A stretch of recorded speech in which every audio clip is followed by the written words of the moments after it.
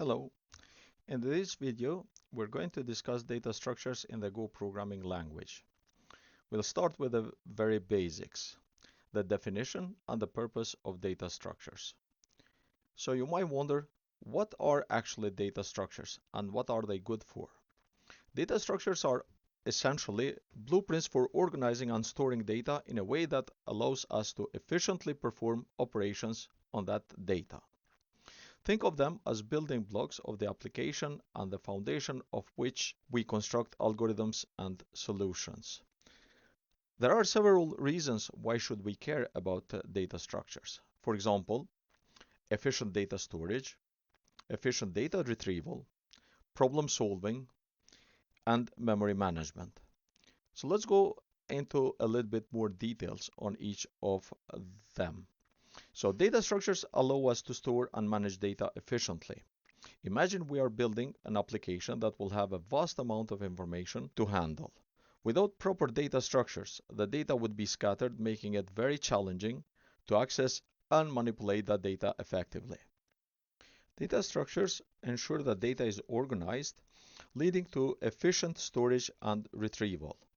When we need to search, update, or retrieve data, data structures ensure that these operations are performed swiftly. For instance, searching for a specific element in an unorganized collection can be slow and inefficient, but with the right choice of data structure, these operations become lightning fast. In reality, data structures should be our go-to tools for problem solving. During our lifetime as developers, we will encounter a wide variety of different problems. And these problems can be really different. So with the data structures, if we use the right data structures, we can tackle these problems very efficiently and very effectively. Data structures also play a vital role in memory management. They ensure that memory is used optimally, preventing memory leaks and efficiently allocating and deallocating memory as needed. In context of Golang, when chosen properly, data structures can take full advantage of Go's efficiency, making programs faster and more streamlined. The choice of the right data structure can make or break the application. In the upcoming videos, we are going to explore a range of data structures that you can use with Go, including arrays, slices, linked lists, stacks, queues, maps, trees, graphs, heaps, and so on.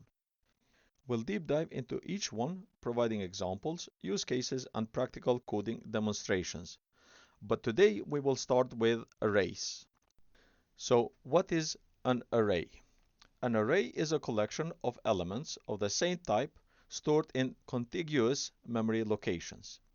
Each element can be accessed using an index. In Go, arrays have a fixed size, meaning that you specify the size when you create the array. So let's fire up our IDE and let's start writing some Golang code. Before we can declare anything in Golang, each file at the very beginning will need to define the package that it is part of.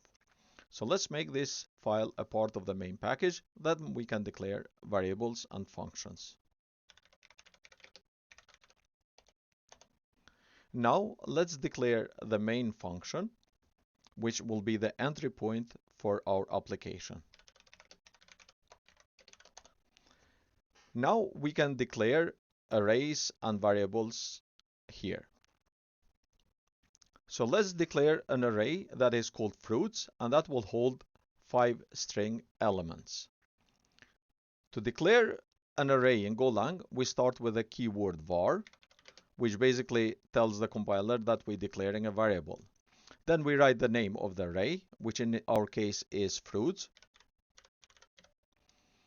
followed by the number of elements in square brackets, so in our case is 5, and then followed by the type of the elements, which in our case is string.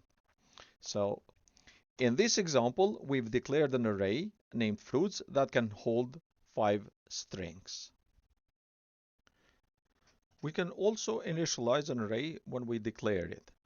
For example, So let's delete this declaration first, and then we define the variable called fruits, which is an array of 5 strings. And then we are initializing the elements of the array. So the first element in the array will be apple, second one banana, third one cherry, fourth one pear, and the fifth orange.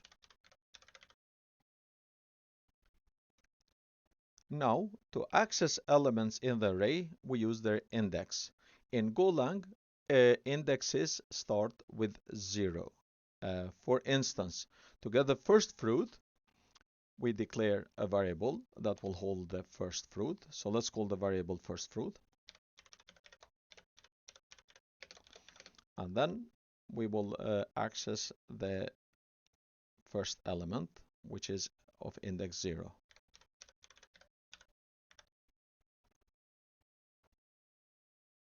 To loop through arrays, Go provides the range keyword to simplify this. So here is a loop that prints all the fruits.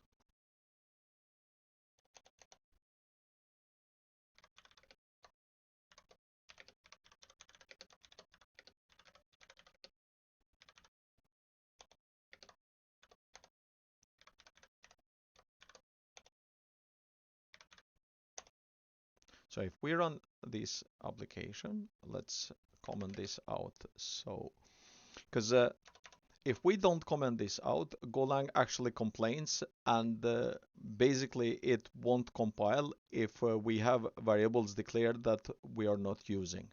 So let's comment this out first, and then we can run this application. So we go run main.go. And as you can see here, we have apple, banana, cherry, pear, and orange. In Golang, arrays are mutable.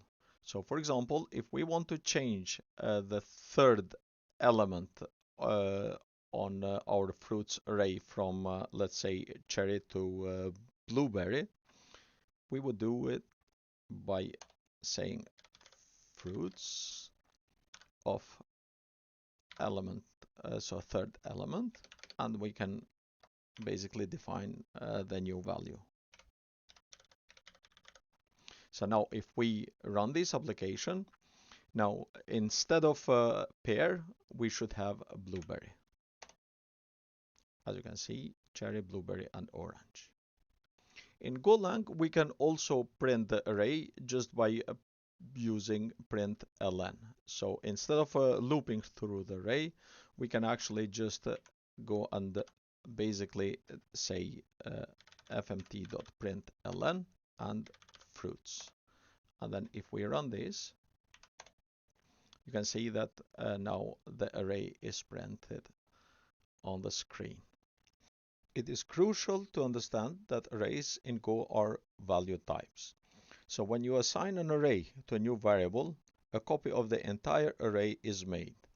This can have implications for performance and memory. So let's illustrate this with an example. We'll have two arrays, array 1 and array 2. And then we will assign array 1 to array 2 and make changes to array 2. So let's delete this first. And let's define an array 1 with 3 elements of type int, and then let's initialize the elements to 1, 2, and 3. And now let's define the second array and then assign the values of array 1. So let's define a second array, and then let's assign the value of array 1. And let's make a change on array 2. Let's change the first element to number 100. So now if we print both arrays, you will see that they will be different. So if we do fmt println array 1, and then we do fmt.println array 2, And now if we run the application, you will see that first array is 1, 2, 3, and second array is 100, 2, 3. So the first array hasn't changed. Go's approach to arrays might be different from what you're used to in some other languages. Go's arrays are fixed size, which might seem limiting, but they do have their advantages, especially in performance critical scenarios. So when would you use Go arrays? Well, you use arrays when you have a fixed number of elements of the same type, when you need fast indexed access to elements, and when you want to ensure a fixed size to avoid unexpected changes. Which means if you need to send a fixed size number of elements to some function, and you want to make sure that the size of the elements don't change, then you use an array. Arrays in Golang do have limitations. The fixed size can be restrictive, and when dealing with dynamic data, you need to use slices, which we will cover in a future video.